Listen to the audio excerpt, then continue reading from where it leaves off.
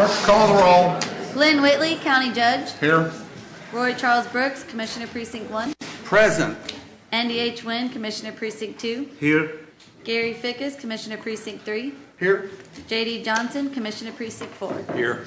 Constitutes a quorum. Thank you. Invocation today will be delivered by Associate Pastor Fernando Rojas from the Azle Avenue Baptist Church in Fort Worth. Thank you for coming out today. After the invocation, please remain standing for our pledges. Let us pray. Heavenly Father, we thank you for the opportunity of having one more day of life. We thank you for the opportunity to freely come before you and intercede for this group of men that are serving you. We thank you because you give us the opportunity to participate in matters of government.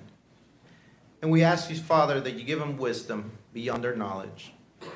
That, Father, they are able to take every decision and do your will on earth as it is in heaven.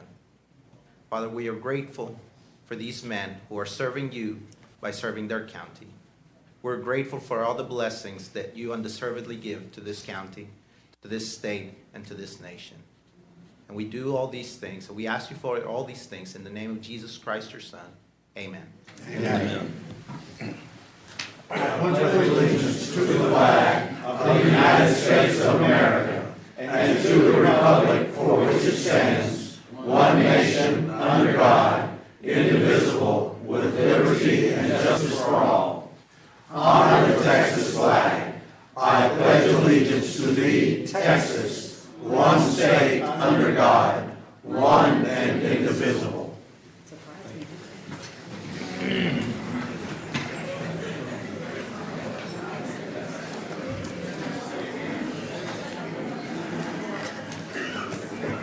Mr. Manius? Thank you, Your Honor. We have two announcements as it relates to the agenda this morning. The first one is under the Administrator section. It's item 9A7. This is Amendment 1 to Community Development Contract. We have a revised court communication up at your in your red folder for you this morning. Which one? It'll be A7 under the Administrator section. All right. And then, members of the court, under purchasing, items G7, this is the live chat software, RFP number 2016-053. We're going to ask that we hold that for a week. One final comment, members of the court, an announcement just to remind everyone that not next Tuesday, but the week after that, which will be the 26th, we will not be having court that day. Thank you, Your Honor. Thank you. Board members, you have before you the minutes of our regular meeting of April the 5th. Move approval. Second. We have a motion and a second. Any discussion? Please vote. Motion passes. Commissioner Fickus, almost unanimously. Almost, huh? How about Unanimously. Thank you. We have under our proclamations and resolutions, I don't see the guy with the gun, so that implies to me that the mayor hadn't gotten here yet. She's in transit. In transit. Does that mean she's on a bus somewhere? Did we win? Okay, so we're going to move on with item B, which is the recognition of the 2016 Public Health Poster Contest winners. And Ann, I believe you're going to help us with that? Yes, sir. Thank you very much. Good morning. Good morning. Thank you all for the opportunity. Last week was Public Health Week, and we have the Medical Reserve Corps, and we have some key members of the Medical Reserve Corps called HOSA students. That stands for Health Occupation Students of America, and they're representing some of the area high schools. And I'd like to introduce Monica Tipton. She's the Medical Reserve Corps coordinator, and then bring the kids up as well so that we can take a look at the posters they did for last week, okay? Super. Good morning. Welcome. Good morning. Good morning. I would like to have my HOSA students, and I also have two of their advisors here. I would like to ask them up. While they're coming up, I'll give you guys a brief idea of what Public Health Week was, well, you know what Public Health Week is, but we wanted to do something to challenge the students to a little competition. The HOSA students are very competitive. They go to competition every year. National Medical Reserve Corps pushes a partnership between MRC and HOSA, and our HOSA students that we're working with this year, we actually have 4 groups that we're working with. We're working with Texas Academy of Biomedical Sciences, Juan Seguin High School, Bowie High School, and Arlington High School. And those students go to competition every year. And this year we've had 3 teams that will be going to state later this weekend. But for the poster contest, we wanted to challenge them to see who could come up with the best presentation for a public health related issue. And we gave them choices. Do I just move this arrow? Okay. Yes, you do. So we gave them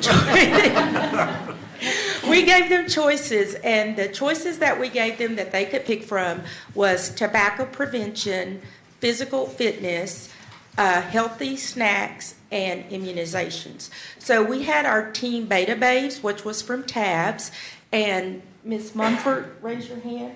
And my TAB students, if you guys could raise your hands. These aren't the Beta Babes, so don't get worried.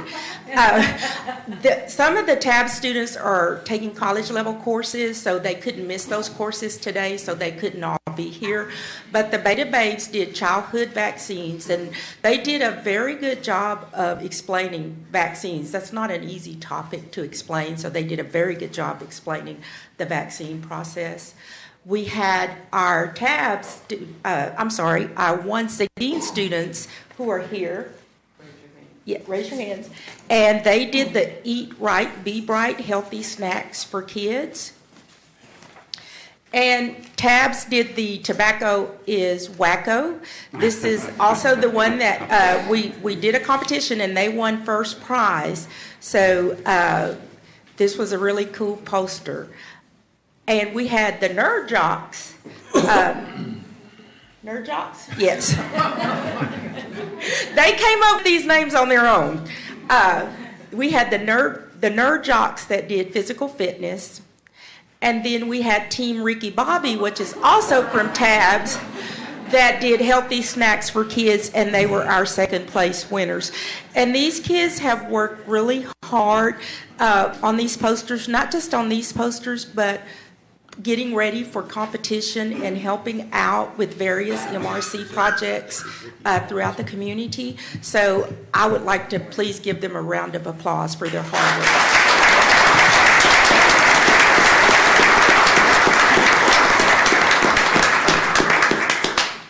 This is really great. These really, y'all put a lot of work into these, and it sounds like you made it fun too. So that's always helpful. Thank you very much for the opportunity to recognize them. You bet. And they have been great assets to the Medical Reserve Corps. And we know that after they move on to college and get their degrees, they'll come right back and help us again. So you want to have them maybe come into the well here and then we can get some pictures taken and stuff like that? That's great, Judge. Thank you.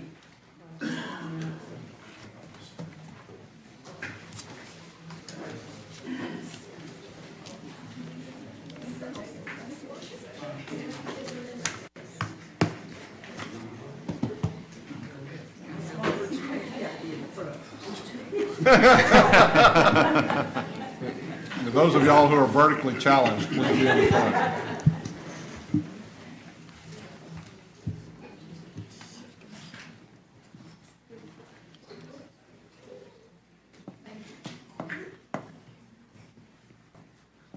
Anybody's guess as to which one of those cameras we'll look at. Thank you all very, very much. Congratulations.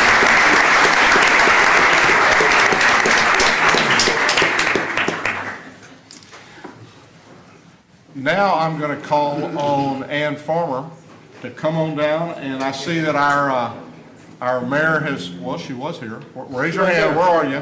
I knew you'd snuck around, I saw you going around doing a little visiting old friends. That's right. We're going to say politicking. Well, and I that was about what I was going to say, and I decided, no, that wasn't what you were doing. You were saying hello to old friends. That's right. We're here to celebrate. We are. Absolutely. This is a celebratory court, if I ever saw one, between the degrees and everything else.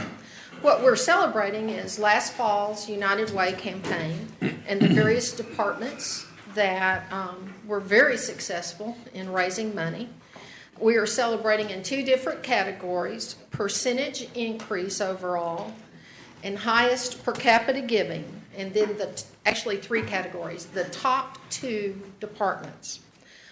So we'll start out with overall percentage increase, and the first one, third place, goes to Tarrant County Housing Office. And I'm not sure if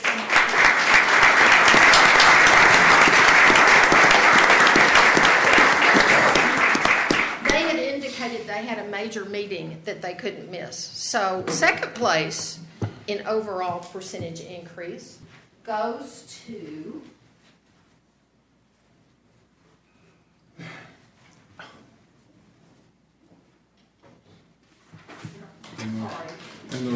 And the winner is? I think you can read this. Can you say what it says right there? Is this I can read it. I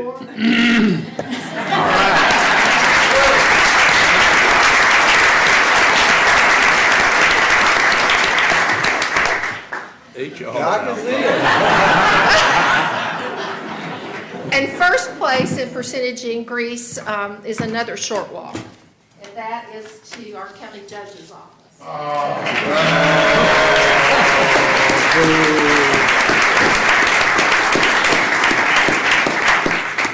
The whole thing is rigged, doesn't it? We need more transparency. I'll be happy to share We can make it as transparent as you want. We take it pretty seriously. Here is an Excel spreadsheet. Okay, third place in per capita giving goes to Tarrant County Purchasing. You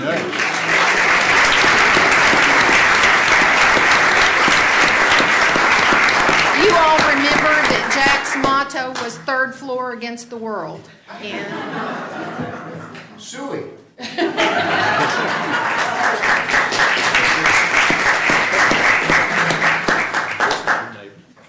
second place in per capita giving is another short walk, Tarrant County Administrators.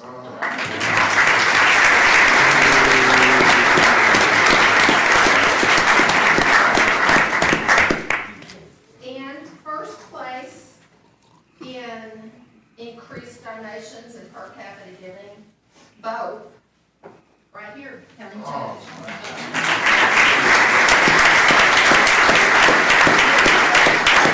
I don't want you all to be misled into thinking that those offices brought in the greatest number of dollars, because they did not. Second place in overall giving goes to the Information Technology Department, and I think Kurt Buchert and Dan Blanco, the campaign chairs, are here.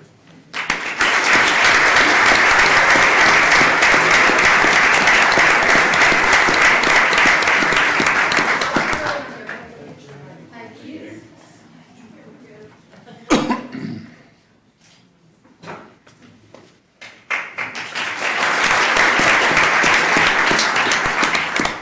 And then, lastly, first place in the largest number of dollars brought in goes to Tarrant County Public Health.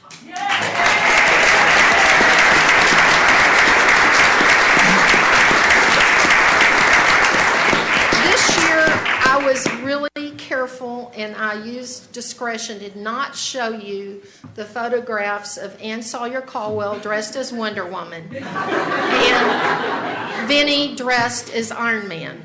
I wanted to preserve their dignity. But this is a spirited group that has come back year after year with the winner. So y'all get back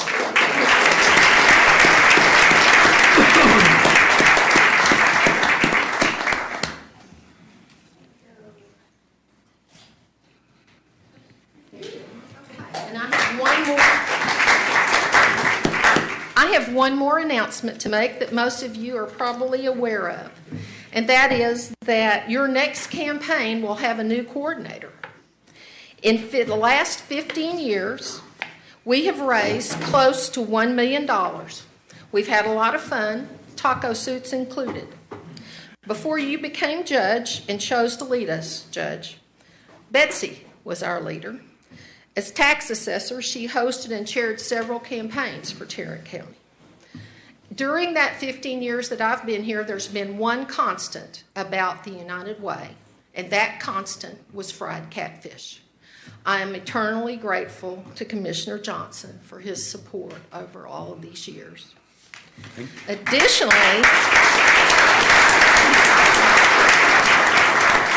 more importantly, I think we need to remember that the bulk of that money was given one paycheck at a time by thousands of Tarrant County employees who just want to help. In the 15 years, amen. In the last 15 years, I have learned the truth, and the truth is this. No giant checks were written by anyone. We, most of us, the City of Fort Worth employees and the Tarrant County employees, all just want to contribute to make a better community for everyone. And I have learned at the late age of 68 that what binds us together is stronger than that which tries to divide us. Thank you for the lessons.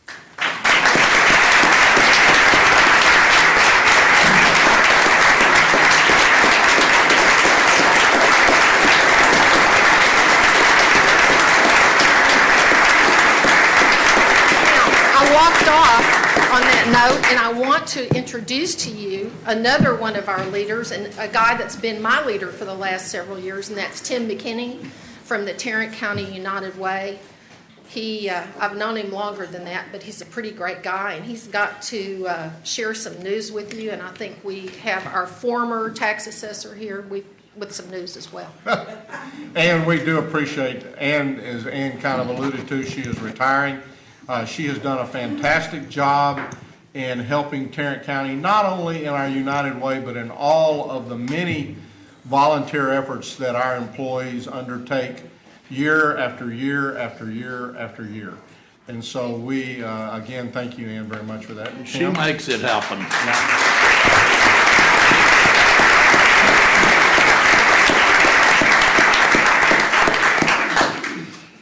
Judge, Commissioners, good morning. Good morning, Tim. We're here to recognize both the employees of Tarrant County and the employees of the City of Fort Worth for running successful United Way campaigns this year.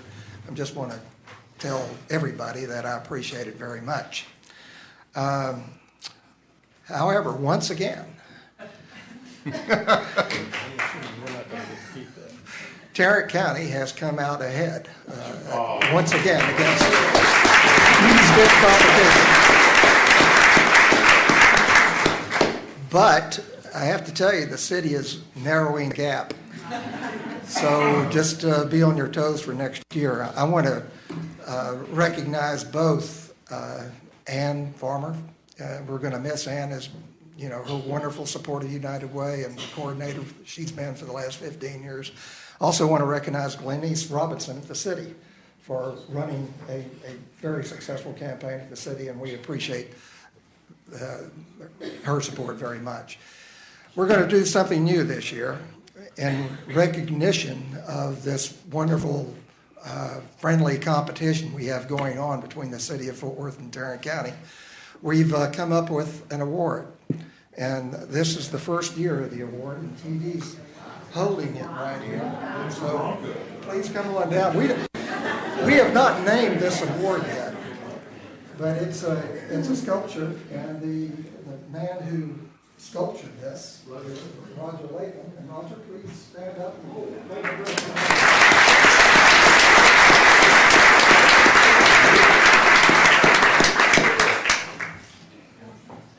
Betsy, I think you need to also, we thought about maybe we could get him to do another one that would be the other end of the horse.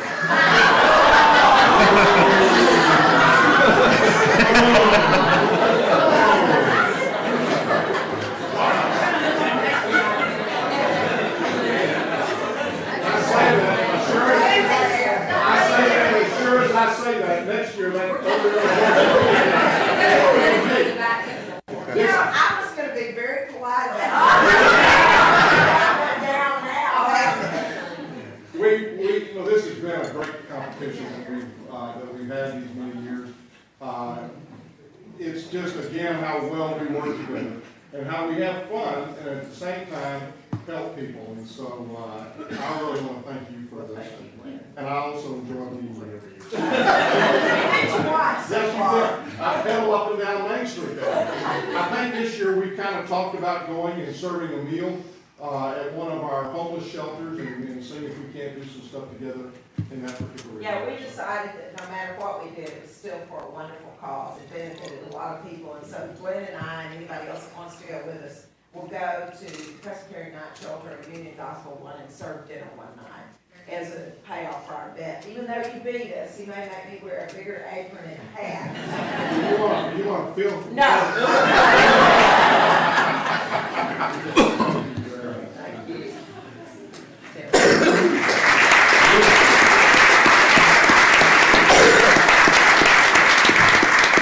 I just want to thank you all for participating with us. It's always fun to come to court and see good friends. I knew Glenn was going to say I was politicking, but I wasn't.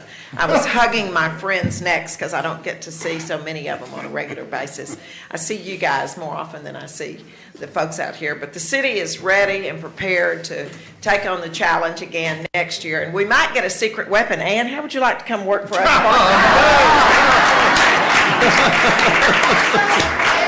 You can just Fiscal year. October.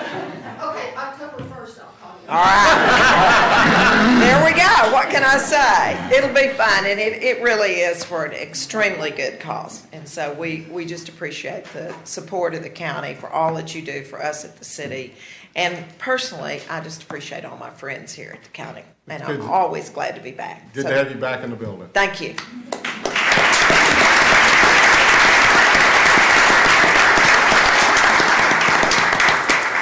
With that, I am going to move that we receive and file items A and B on the agenda today. Second. We have a motion to second. Please vote. Motion passes unanimously. Commissioner Johnson, I believe you have a proclamation.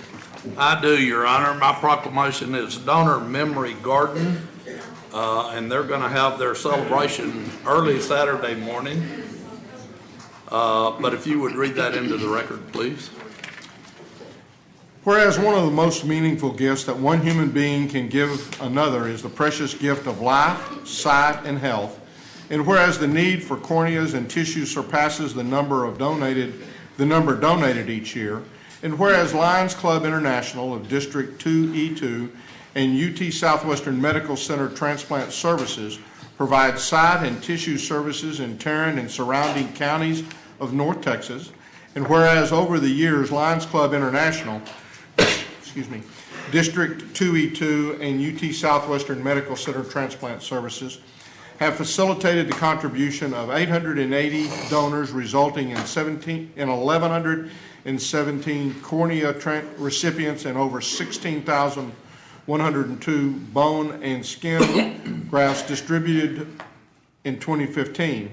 And whereas the above-named groups recognize and do hereby acknowledge by the Memory Garden and the Fort Worth Botanical Gardens and the spring event the role of transplant medicine and donor families in community medicine, now therefore be it resolved that we, the Commissioners Court of Tarrant County, do hereby recognize that these efforts and those of all donor families are vital in the circle of care for all our citizens by making transplantation possible. And further, that we do hereby proclaim April 16, 2016, as Garden of Life Spring Celebration Day throughout Tarrant County, in witness whereof we have herein to set our hands and cause the seal of Tarrant County to be affixed this 12th day of April 2016. I move for its approval. Second.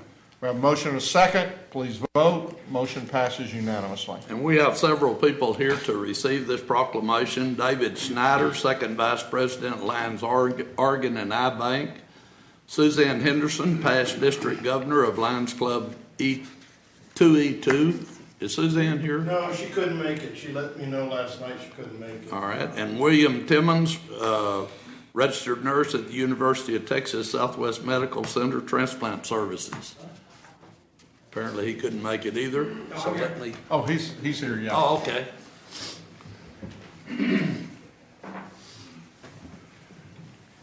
Thank you, sir. Thank you. These are letters from recipients. Oh, thank you.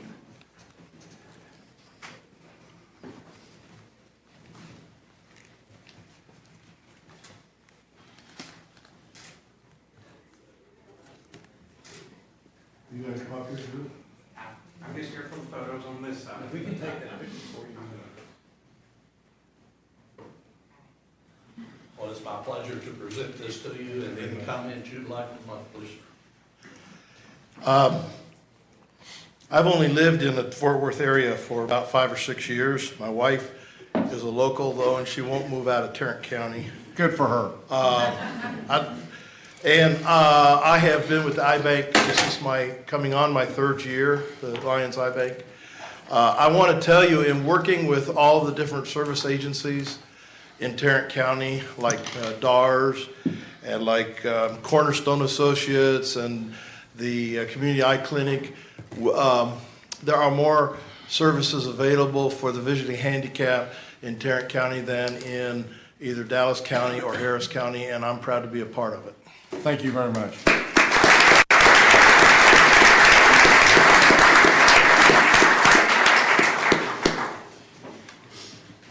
Next, I'd like to recognize Larry Wilson, who's going to talk about the employees who've earned degrees this past year.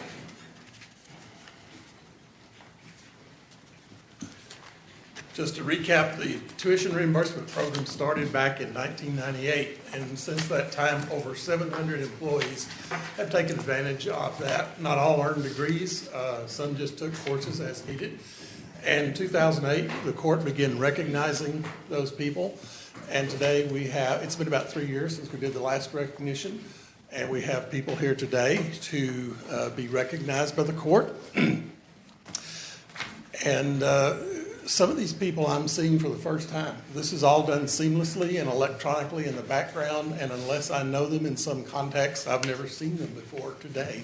So I'm going to call them by the degree earned, and we'll just have, if you're present, we'll have you stand, and we will hold applause until the end of each type of degree. First is associate degree, and if I mispronounce your name, I'll get the judge to help me here. Yeah, I do that once a month. That's it. First is Joseph Agin from Information Technology.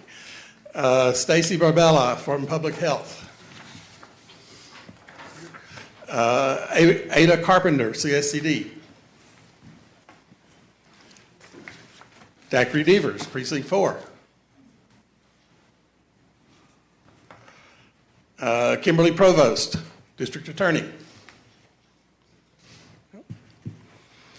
Scott Siebert, Sheriff. Emily Sanchez, Auditor. Takesha Stafford, Public Health. Christy Smith, Medical Examiner. Tiffany Windsor, Tax. All right, a round of applause for all those earning associate degrees.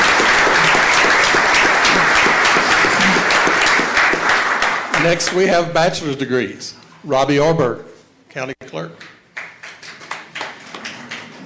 James Castillo, Information Technology.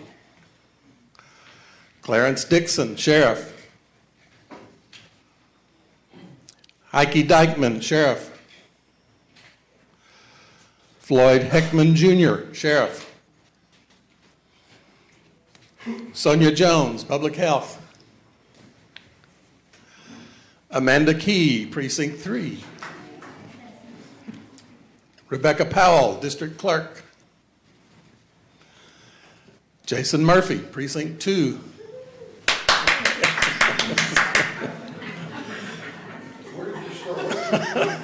Carly Shelton, CSCD. Pamela Smith, Sheriff. LaDonna Sutis, Juvenile Services. A round of applause for all those earning bachelor's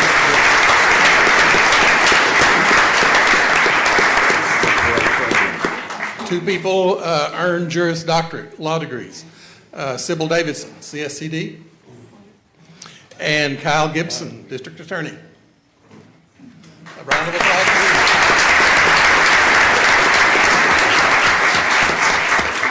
Master's degrees. Lena Brazil, Human Resources. Courtney Best, CSCD. Deborah Butler, Juvenile Services. Joanna Cook, Juvenile Services. D.S. Demera, Auditor, or PBSC as we know it. Nope. Shannon Fletcher, District Attorney. Laura Harris, District Attorney. Robert Hazlett, Sheriff.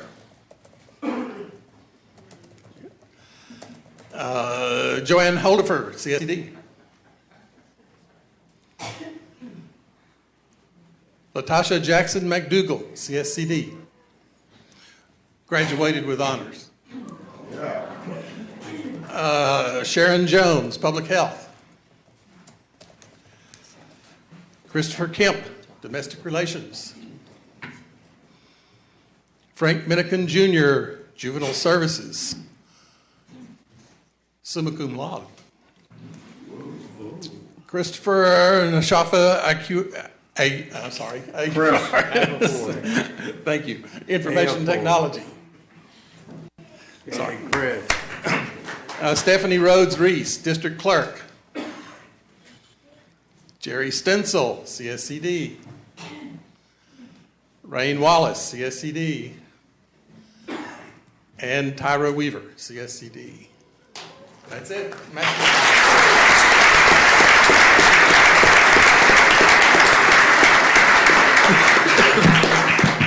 I'd just like Miss Fletcher to confess where she was when she earned that degree.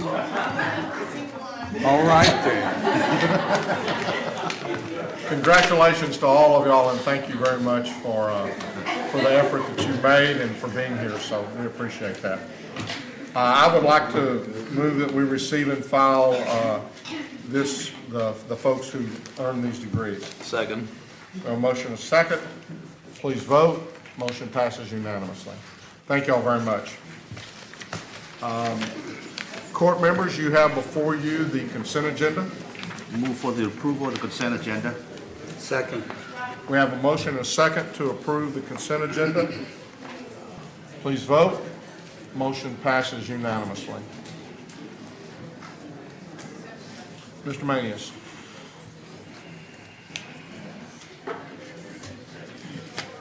Thank you, Your Honor. Members of the Court, we have one item on our section yet. Item 1, we're requesting that the Commissioners Court receive and file the annual independent financial audit for fiscal year which ended September 30th, 2015. This includes the CAFR, the Texas Juvenile Justice Department grant funds report and their respective governance letters, and the single audit report. Move to receive and file. Second. We have a motion and a second. I need the auditor to come up here for a second. Yeah, Mr. Kyle is here also to... You're going to make this. I'm going to go sit down. That'd be fine. Good morning. Good morning. How are you today? Good. Would you like to make any comments at all about the audit? Absolutely. I'm Terry Kyle with Deloitte & Touche, and as was mentioned, here to present the results of the audit for the year ended September 30, 2015. A variety of reports, the financial statements for different entities, the governance letters, which is our communication from the auditors to you to tell you how the audit went, some single audit reports and the findings therein. Overall, the audit went well. We really appreciate the cooperation from your financial staff. They do a great job. It's a difficult audit, a very complicated audit, but we were able to complete it appropriately, and we appreciate their cooperation. Be happy to answer any questions that you might have about the audit in general or any of these reports. Well, the only point that I like to make every year, and if you have several places in here you do mention, and this goes back to the OPEB and mostly the retiree, or really not, the retiree insurance from the county's perspective in it, and about an obligation that GASB wants to say that we have that I don't agree that we have.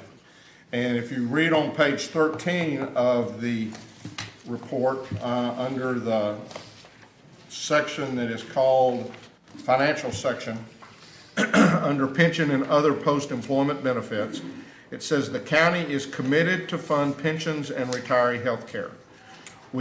I would acknowledge and agree that we are committed to fund pensions, but we are under no obligation other than on an annual basis when we approve the budget to fund any portion of the retiree health care. We are required to offer it, as we've gladly done, and we have funded it because we've been able to, and because all the elected officials and everybody in, I think, the county really go about doing everything we can to stay very financially sound. You do mention, so I just want to acknowledge that on page 13, I do believe there's an error where it says we're committed to fund retiree health care. And you do go back under other pages there on page 55, it says the county is under no legal obligation to pay premiums for the OPEB, or post-employment benefits, and that the decision to provide these benefits are made by the Commissioners Court on a year-by-year basis. I constantly have this fight with the folks on GASB, but it goes unlistened to. The other thing that I do kind of object to, and again goes back to a GASB announcement, and I know you have no ability to control that, but we elect every year, or we decide at budget time every year whether we're going to give a COLA on our pension. And if we choose to, because we've chosen to give it in the past, GASB basically says we're going to give it always in the future, and there is no guarantee on that. But then if we do elect one, they amortize that over the next, I believe it's a 20-year period. Even though we pay for it all at one point in time, they will not recognize that, and they add that into our unfunded liability, which I also believe is an incorrect way to account for that. But that is what it is. And I mentioned that only on page 51, you talk about the fact that you talk about the whole COLA.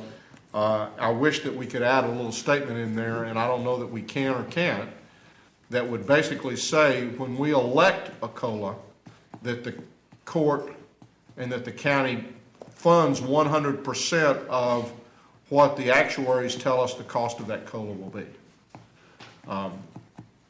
It won't change what our unfunded, because that's actuarially determined based upon GASB, but it's something that rubs on me a little bit. I understand.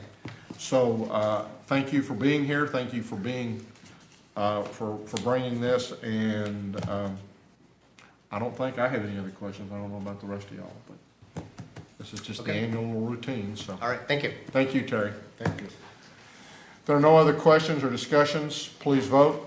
Motion passes unanimously. I move to receive and file the personnel agenda. Second. We have a motion second to receive and file the personnel agenda. Any other discussion? Please vote.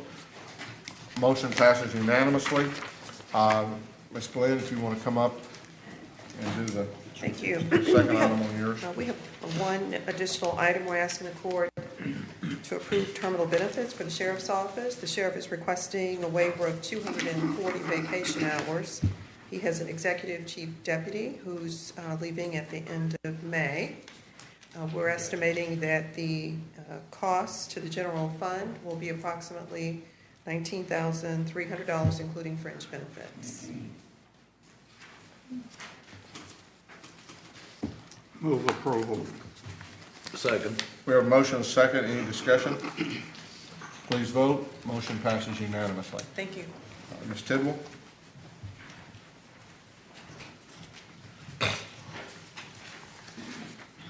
We have one item that we're asking the court to consider this morning, and that is to approve the release of approximately $10,101,000 of collateral as outlined in your court communique. Move for approval. Second. We have a motion second. Any discussion? Please vote. Motion passes unanimously. Thank you. Mr. Beecham?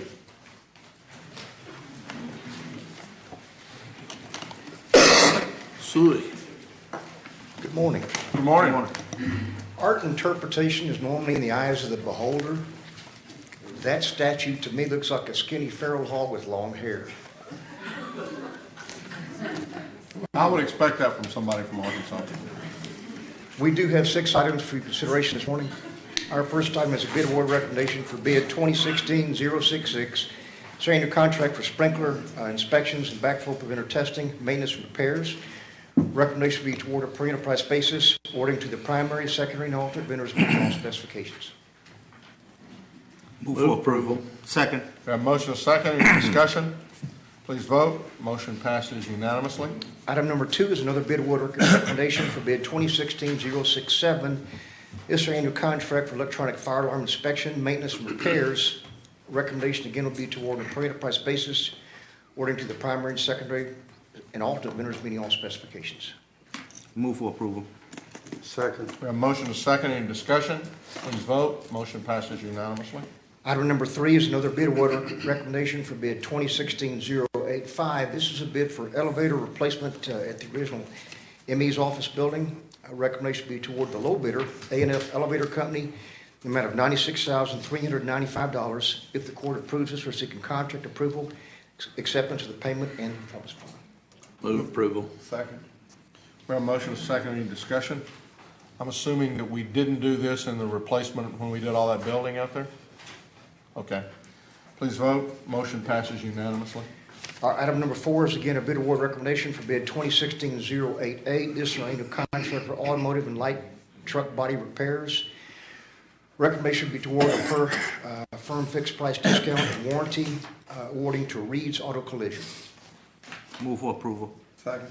We have a motion and a second. Any discussion? Please vote. Motion passes unanimously. Item number 5, again, is a bid award recommendation for bid 2016-091. This is our annual contract for destruction and disposal of our 8-liners for the sheriff's office.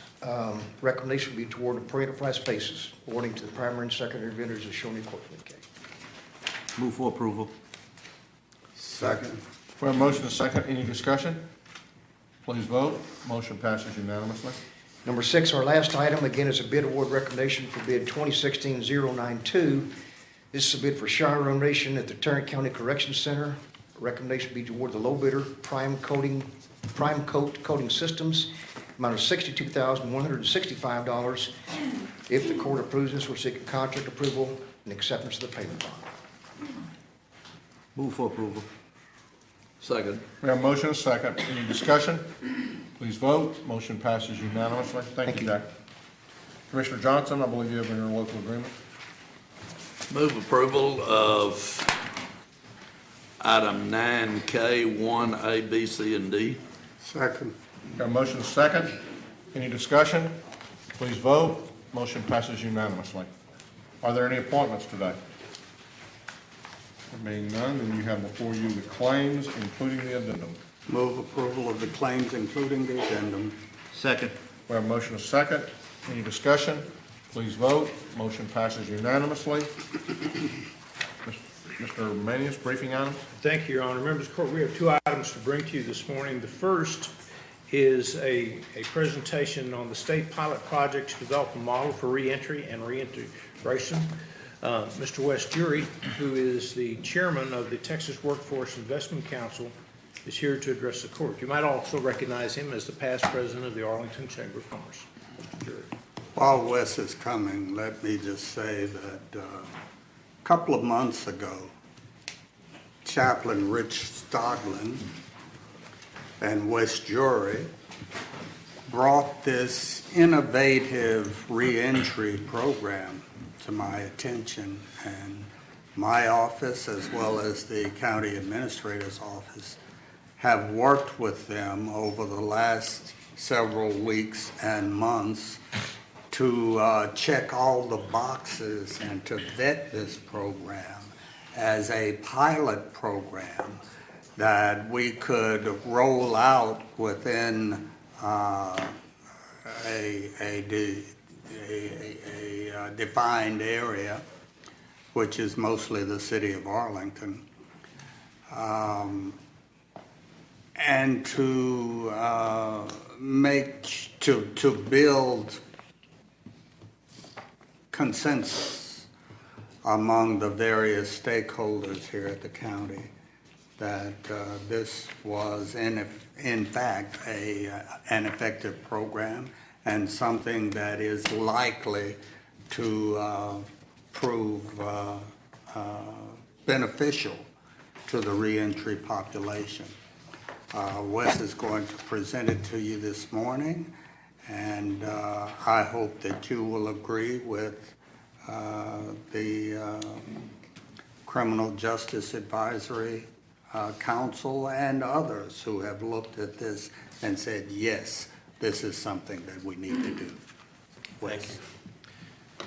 Thank you very much. I want to thank all of you for the opportunity to be here and brief you today about this subject. And by way of background, I'll tell you that I've been meeting with county officials for a number of months now.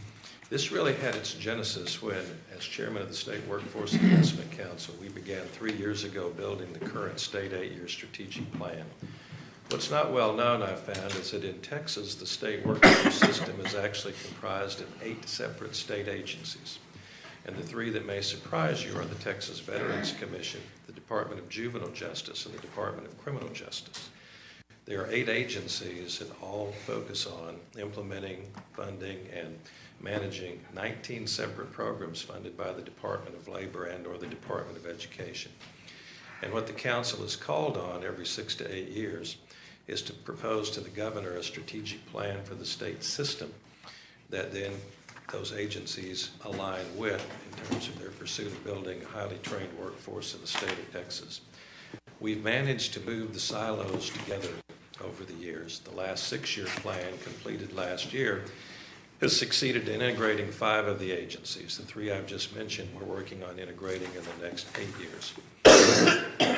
I was not really familiar with the challenges that these populations face when they're released from the Department of Criminal Justice. I wasn't aware of the number being released, nor was I aware of the challenges they face when we started down that road. And it's led me to believe that we do need to develop a pilot project in Tarrant County that can work with, collaboratively, all of the other entities. And I want to congratulate the county, the Tarrant County Reentry Coalition.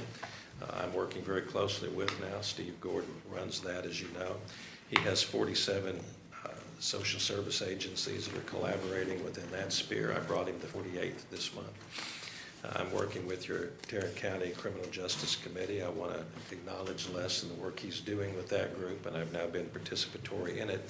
And that's the group that Commissioner Brooks acknowledged has formally gone on record to support what I'm going to describe to you as a second chance. And if you'll see, there are 3 key words in it: a sustainable, scalable, replicable model for reentry and reintegration. And I'll try to move fairly quickly. GK, the button's not working. I'm the technical guy. You're the technical guy. Well, that just well don't work for us. There you go. There we went. Most people perceive that since the Great Recession, Texas' economy has prospered, and it has. In fact, our unemployment rate is very low and our job creation rate is very high, but not all Texans have really shared in that prosperity. We've identified through the system 3 underserved populations, and it may surprise you to know there are veterans, youth released from the juvenile justice system, and ex-offenders released from the criminal justice system. Because they all 3 share commonalities. Homelessness is an issue in all 3 populations frequently. Employability is an issue from different perspectives. When you come out of the criminal justice system, you're often unemployable in part because of the felony on your record. When you come out of the military, you're often unemployable because you haven't yet translated the skills from the military into the skills needed by the civilian community. They all face mental health and medical challenges for the most part, and many of them have transportation needs. Here's the premise that I'm coming from. Reentry and reintegration of these populations is a real issue that has to be addressed at all levels in Texas: community, county, regional, and state. Part of it's driven by a recent revision in federal sentencing guidelines that mean there are many thousands of people in prisons for crimes that if committed today, we wouldn't send them to prison for. And so we're releasing these individuals over the next 12 to 18 months. Military downsizing is accelerating the number of veterans returning to Texas. And if you look at the military population stationed abroad, a disproportionate number of those are from Texas because of Fort Hood and Fort Bliss, and so we have a significant number of military people deployed coming out. We believe addressing this issue requires a very broad-based collaborative approach that's inclusive of all of the partners, government, non-government organizations, business, and certainly these institutions. We've identified 6 key challenges. Part of it is public perception. There's a perception that veterans don't need the assistance when in fact they do. There's a perception that we're only releasing hardened criminals, which is not the fact. There's a lack of good, accurate data. I was visiting with the division chief at the Department of Criminal Justice in charge of reentry and reintegration, April Zamora. I said, can you tell me exactly how many individuals have been released into Tarrant County in the last year? And she said, I think so. 4 weeks later, she said, I can't actually tell you that because of some of the challenges we have with data and various regulations. And as one simple example, no one released has to tell the state where they're going back to, and the state doesn't have the ability to ask that question. There's some public policy issues that we're talking to the governor's staff about. I'm sorry, this jumped ahead. There's a lack of system integration at the state level we're focused on. There's a lack of agency collaboration among 3 of those agencies I've already mentioned. And there's a need for community capacity to coalesce all of that.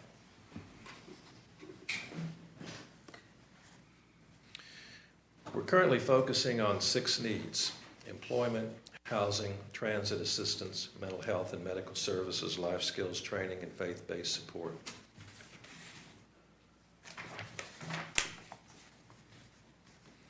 Our approach is a pilot demonstration project focused on creating a true nonprofit intermediary that will integrate education and workforce development with stakeholders representing other areas of critical need. In other words, it would interface directly with your county criminal justice court, interface directly with Steve Gordon and the Tarrant County Reentry Coalition, interface directly with Tarrant Housing Authority, integrate directly with the local workforce investment board, and many, many others.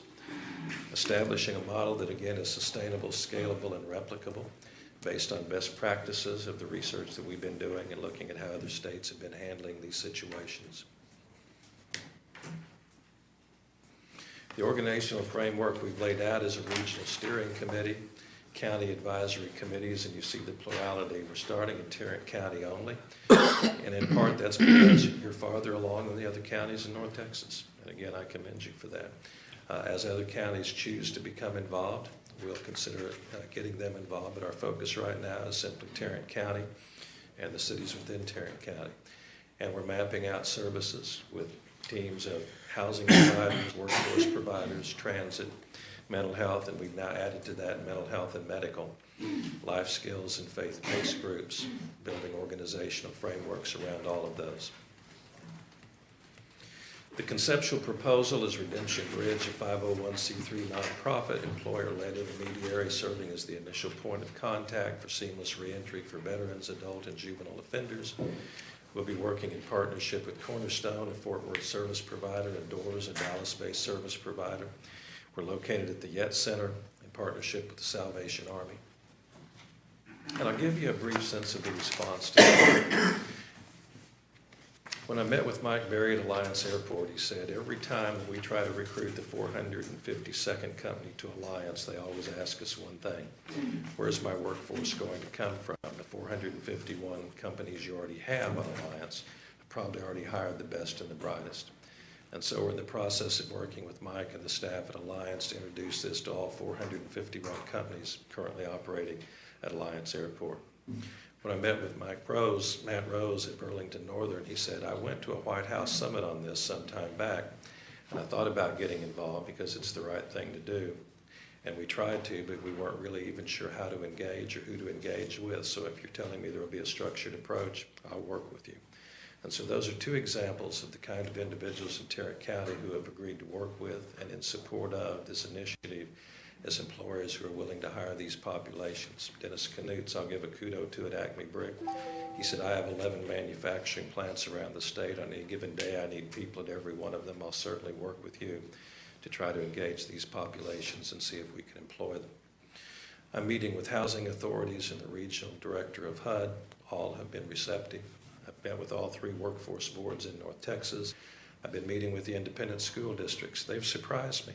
I first went to my own school superintendent, Marcella Cavazos, and said, I just wanted you to be aware of this. He said, I want to be a part of it. I said, why would you? And he said, because we're finding that many of our high school dropouts are dropping out because they are, quote, incarcerated, end quote. And when they come back from incarceration, it's the school district's responsibility to serve them.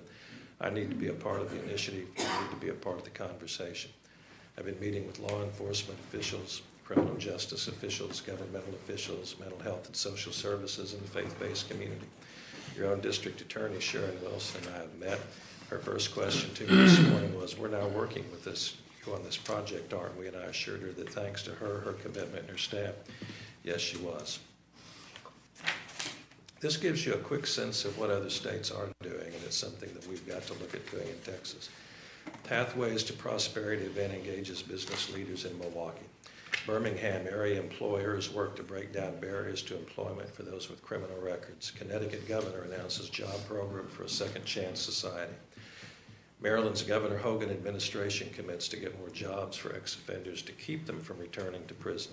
Philadelphia mayor signs bill to help ex-offenders. Massachusetts, well, you get the sense of that.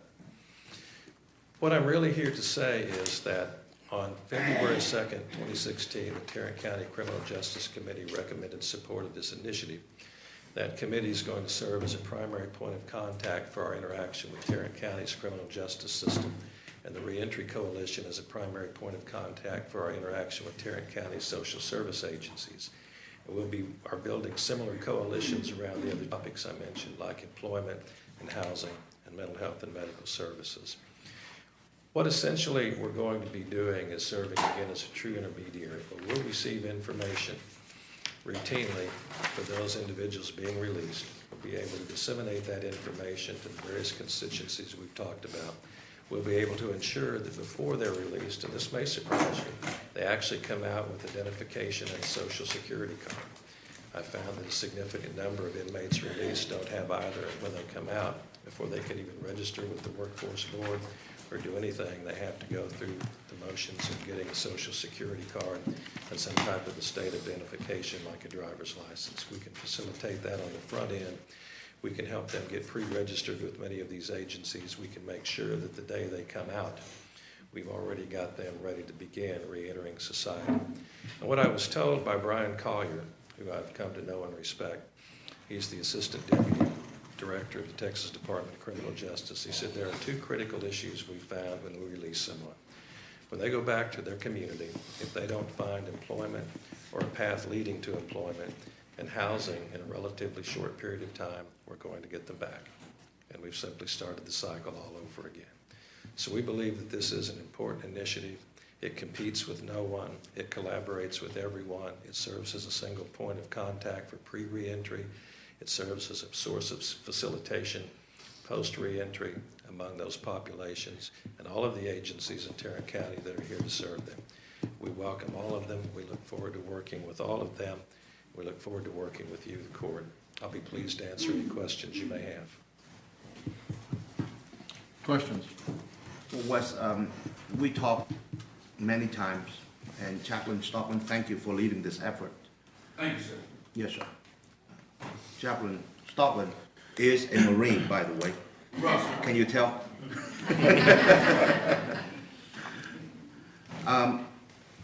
My observation has been there is a lack, if not a void, of these type of services for the returning inmates to our society. Is that an accurate statement? What's accurate is there's a lack of integration and communication effectively as these populations are released. For example, Steve Gordon has 47 agencies in his coalition. I truly did bring him the 48th. I discovered an agency in Arlington that I confess was 40 years old, and Commissioner, I didn't know it existed. And neither did Steve Gordon. So we've now linked that agency with his coalition, and now he has 48. And as one example, when we get the pre-release information, we'll be sending that to Steve Gordon with information about the kinds of needs they have. He'll be able to effectively then interact with those 48 social service agencies to quickly say, here are those individuals that will be released 30 or 60 days from now, and we'll determine through his work which of those social service agencies can effectively serve them. But the communication has not happened. We're stovepiped in too many areas. And there's a lot of providers, but they're not always even aware of each other. There's not an effective coordination. There's not an effective collaboration. This truly is an intermediary function. How can we get a list in advance, way before the actual release? From the Department of Criminal Justice. A name of the individuals who will be returning to a particular community.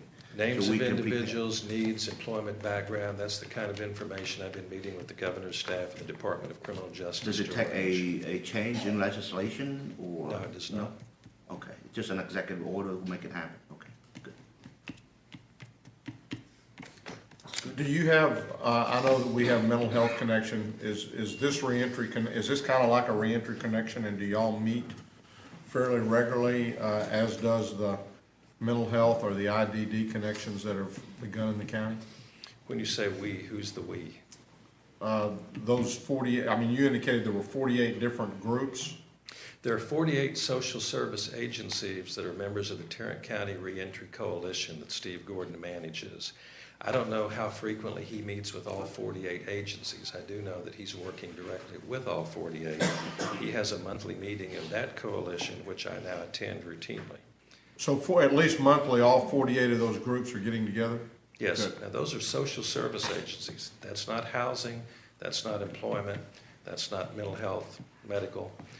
That's one of the categories they need assistance in. And what's really critical, and when I talked to Judy McDonald, your executive director, about this, she said, we do everything we can, but she said a part of our challenge is we don't necessarily have employers who readily will hire these populations. That's one of the reasons I've spent time going out to see people like Matt Rose, Mike Berry, Dennis Knutz, and others to say, I want to tell you the story. I want you to understand the kind of population we're talking about, and I want to know whether you'll work with me to help employ them. And I've gotten very positive responses.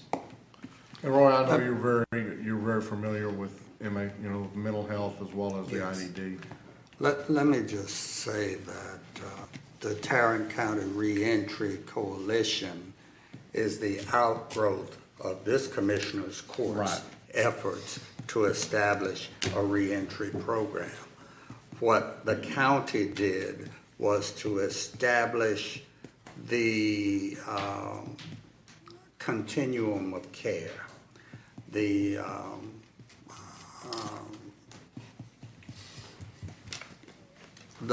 program, the array of programs, that the strategic plan for providing reentry services in Tarrant County. It was never the intention of this court to be the service provider. At the appropriate time, we were able to hand this program off to the nonprofit sector, and Cornerstone Assistance Network gladly received the program, established the reentry council, bringing together those 47, now 48 agencies into an integrated social services delivery system. The missing piece is the connection between that nonprofit service delivery system and government and the private sector in order to bring all of those actors together in one integrated system to focus resources, commitment, and ideas, basically, on how to together holistically deal with this problem. And that's what this organization, this program that Wes is laying out to us this morning seeks to accomplish, to wrap all of that together into one integrated system. And Redemption Bridge is a nonprofit organization that will act as the intermediary and coordinator of services catering to those who choose to return to Arlington.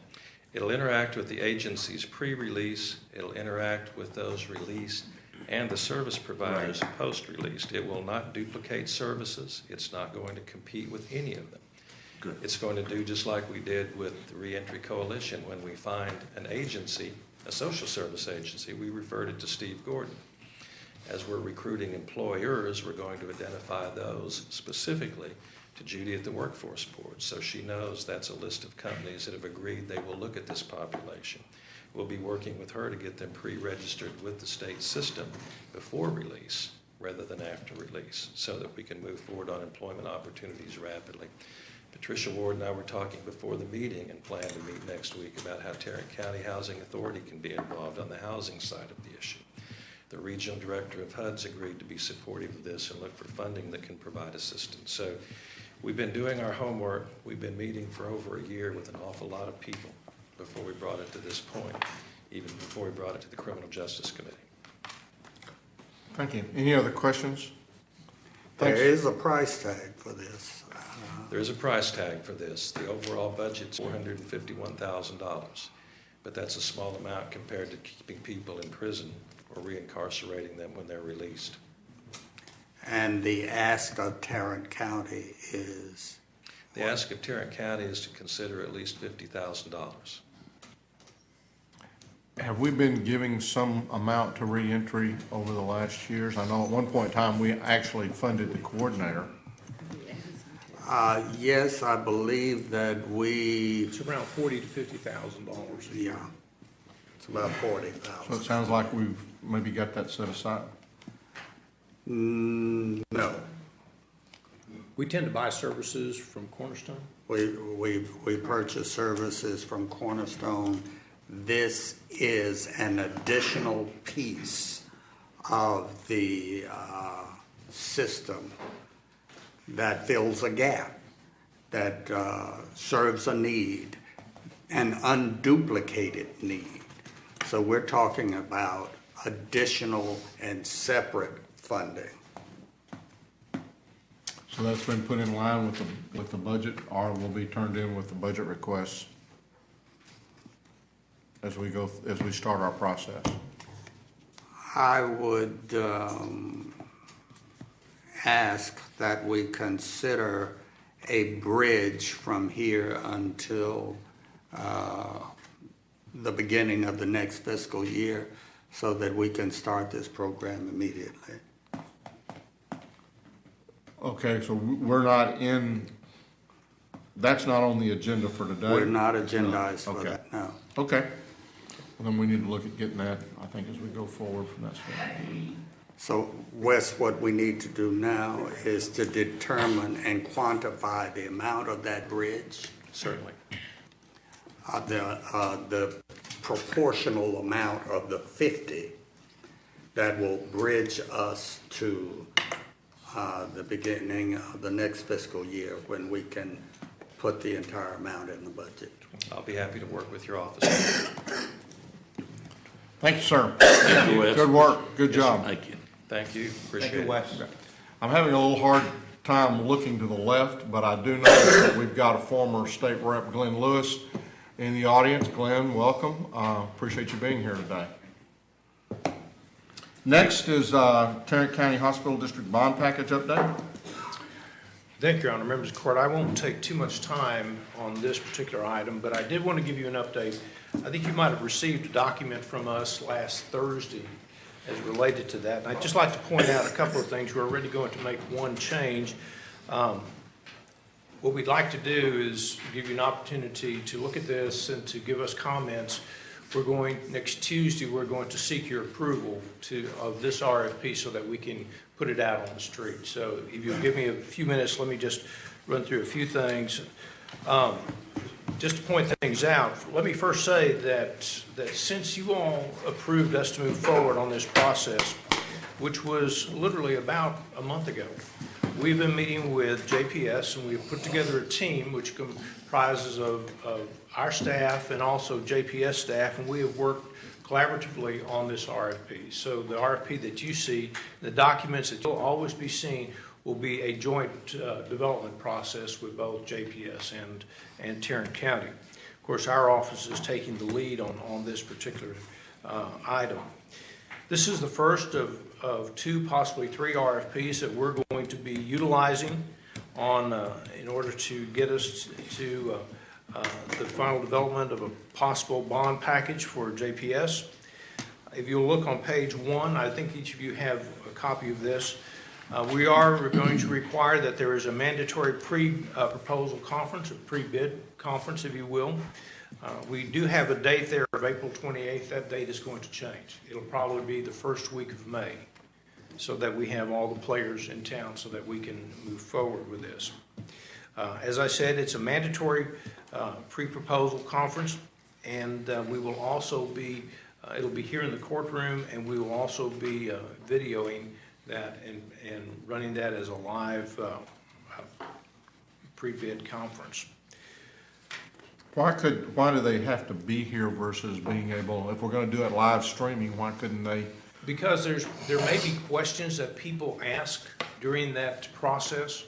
And, you know, we had a fairly lengthy discussion on this, and and we had purchasing with us. In fact, purchasing has been with us from the very beginning of developing this RFP.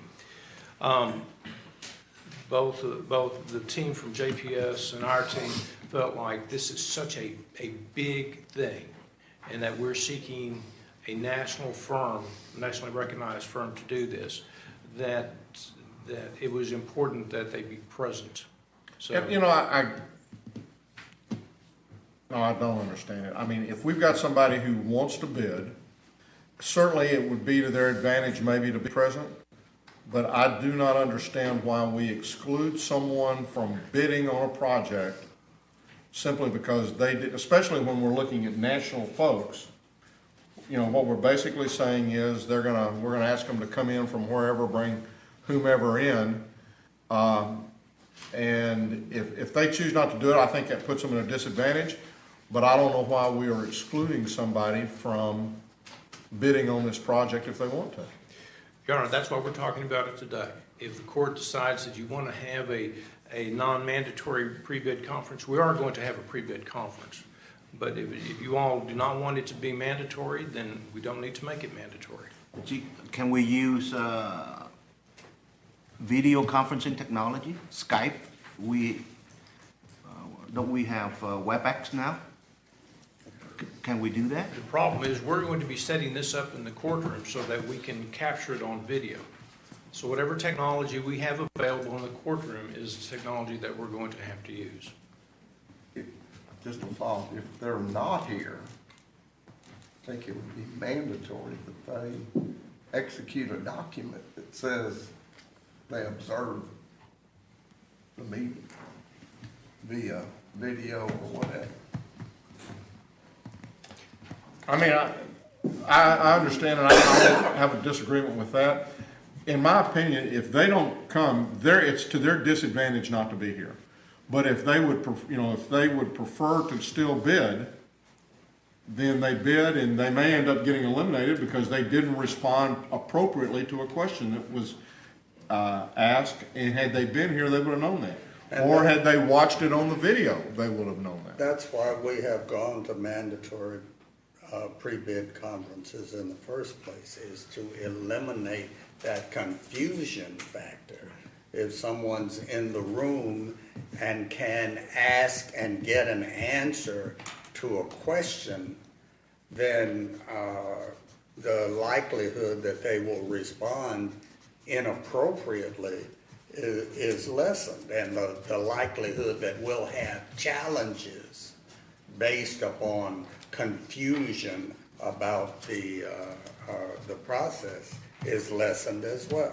I think I don't remember us being very tolerant of challenges to the process, as it were. And again, what we're basically saying is you don't show up, you don't even get to bid. And I don't know why we're limiting who can bid on the project. We'll certainly do what the court gives us direction, but I will tell you that we've gone mandatory and non-mandatory. If you remember, we had our signature issues when we stopped going mandatory, which we're fine with. I think we'll fix that with the stop sign. The other thing that happens is with the use of this being put on the website, bid service groups, of which there are many of them around the country, will contact vendors and make them aware of this project. We have no control over whom we send addendums to. We have no record of that. They broadcast them across the country, and we literally have no control or no delivery address, email address, whatever No to send addendums notice. to. Sir? No notice. Exactly. It's a huge problem. We'll do what the court gives us direction to, but I would recommend that we have a mandatory to ensure that there aren't challenges, to be sure that they can have their questions answered here in this room on site as best they can, and there aren't any questions when they leave the room. Chris, can we facilitate web conferencing technology in this temporary as a portable solution? Is it possible? If it is possible, then this could be a happy medium.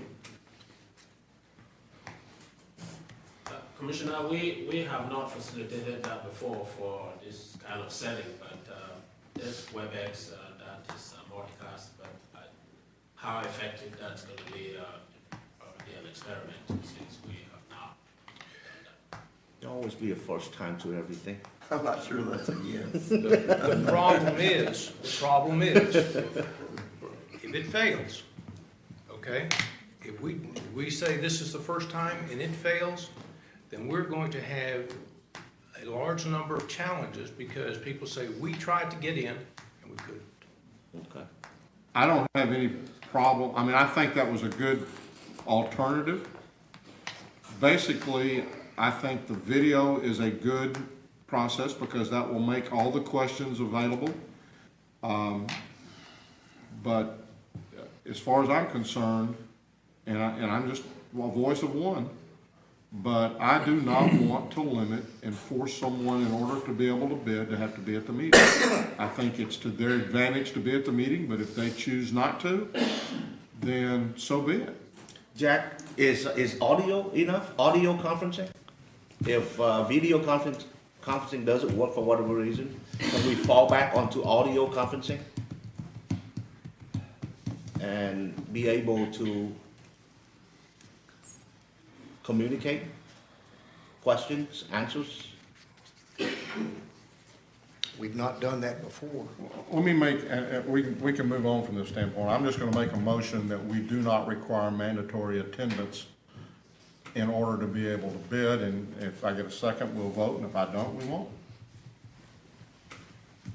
It doesn't appear that I'm going to, so I guess it stays at mandatory. Members of the court, if we Want a bid, show up. If we could go to item or page 5, then this is fairly standard in most of our RFPs, in that the respondents, we're stating that they shall not have any contact with members of the evaluation team, members of the Commissioner's Court, or their staffs or hospital districts. As it relates to this, our sole contact would be the Tarrant County Purchasing Department. That gives a front door for anyone who needs information on this. That way we can ensure that the answers that we provide will be shared with everyone who is participating.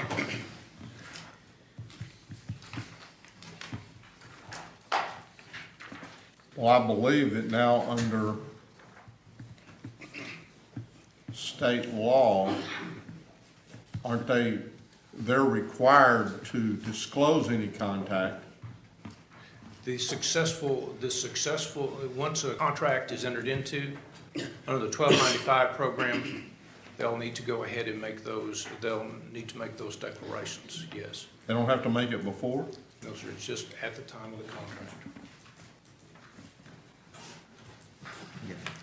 So at the time of the contract, if they make that disclosure, then we don't have a contract?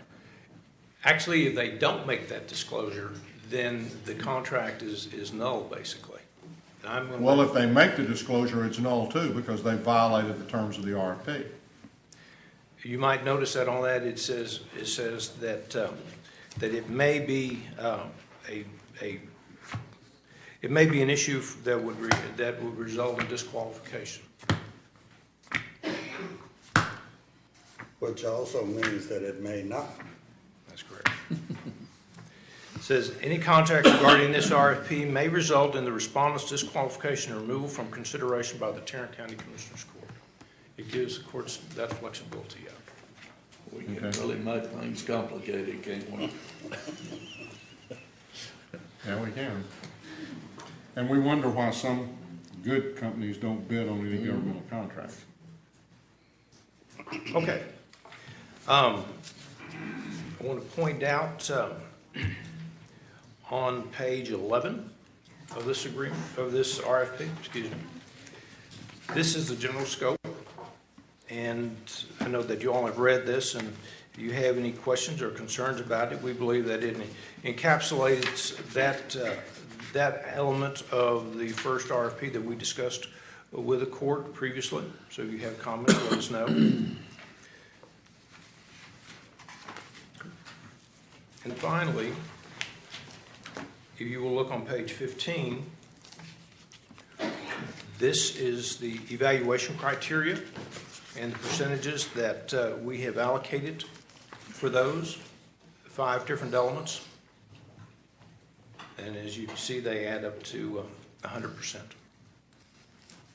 If you're curious about the pricing and how that is calculated, on page 16, on item D, it talks about the pricing. And so with that and the rest of it is basic information that you see on all of our RFPs. And so those are the areas that we've covered. We think that we have targeted that aspect of the first RFP proposal that we brought to the court, and we will be bringing some changes. The main change would be the date as it relates to the pre-bid conference or pre-proposal conference. We'd probably move that to the first week of May. On that pricing, define to me what is vendor total price proposal? Okay, I think we'll let purchasing do that one more time, okay? You're going what? We're going to ask purchasing to answer that question. I will tell you that this is a fixed price contract we're seeking.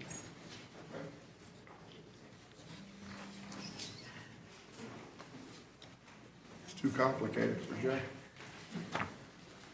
And what page are you on, y'all? I'm on page 16. It says that they'll calculate that by using the lowest total price proposal divided by the vendor total price proposal. Okay, what we do is we take basically the price that is the lowest. Right. Okay, and then we divide it by the vendor total price. That's the vendor we're evaluating to determine their score. And then it's times the percentage. So it's allocating whatever the percentage, if it's 25 or 30%, it's just allocating a portion of that. The lowest cost gets the full amount, and then everybody else gets a portion of it. Okay.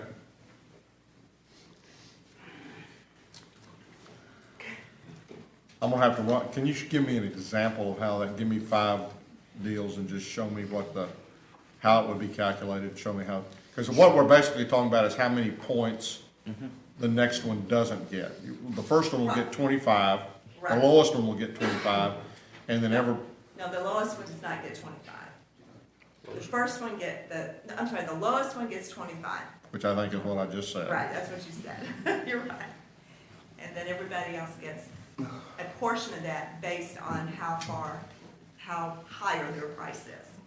Are we basing this on hiring somebody by price? Yeah. Or Well, by 25% or by of it. quality? Just 25% of it's on price. 25%. Pricing is always a factor when we do RFPs, but it's not a bid, so it's not 100%. And we have put the pricing on this at 25% of total score. Is 25% part of it when we look at architects and stuff like that? No. No, because what we do, architects are a class that you don't actually have to bid because it is a professional service. Yeah, but we generally have evaluation criteria. We have some, but quite frankly, when you do architecture, you don't ask for a price. What happens is that you choose 1 or 2 vendors, and then you negotiate that price. Negotiate the Yes, price. sir. So if there's any other comments that the court may have, I know that, A more apt comparison, Judge, might be construction managers, where price is a part of the consideration.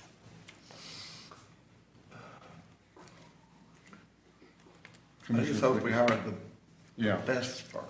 that, quite frankly, that's why you see on the evaluation that we have 25% goes to the vendor's experience and capability. We have 20% that goes to the qualifications of the staff. And we have 25% on the project approach and management. Quite frankly, we believe that we'll be able to capture what we consider the best as relates to those three, and that's 70% of the total evaluation. And so based on this evaluation criteria, 75% goes to quality. Yes, sir, it And does. 25% goes to price. That's why it's an RFP, and that's one thing that we're trying to do. We're trying to get the best.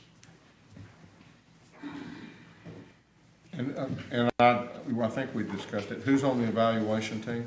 We have not discussed who's on the evaluation team. It's going to be, we're looking at somewhere between 5 and 7 individuals. Obviously, there'll be representatives from our office, there'll be representatives from the JPS staff. We have not completed the evaluation team yet. We'll bring that back to the court if you'd like to see that. Well, since we're the ones that's gonna have our necks on the line on this thing, I'd kinda like to maybe think we have at least a little bit to do with it. Oh, well, you know, quite frankly, the evaluation team is going to have, bring that down to a couple of vendors, and those vendors will be more than happy to have them do presentations to this court. Okay. I'm feeling pain in my neck already.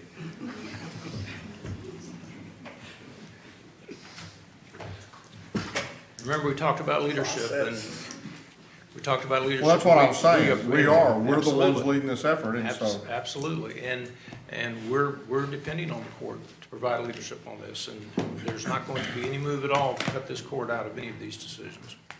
Yeah, I read this RFP in details, and I think it will work from my personal perspective. If any of you have any other input or questions, let us know this week, and we'll bring those up and embody them, or at least bring them up to the court's attention for next week. Okay? Thank you. Your Honor, that's all we have at this time. Okay, then we'll recess our open meeting and proceed to close to discuss items exempted under.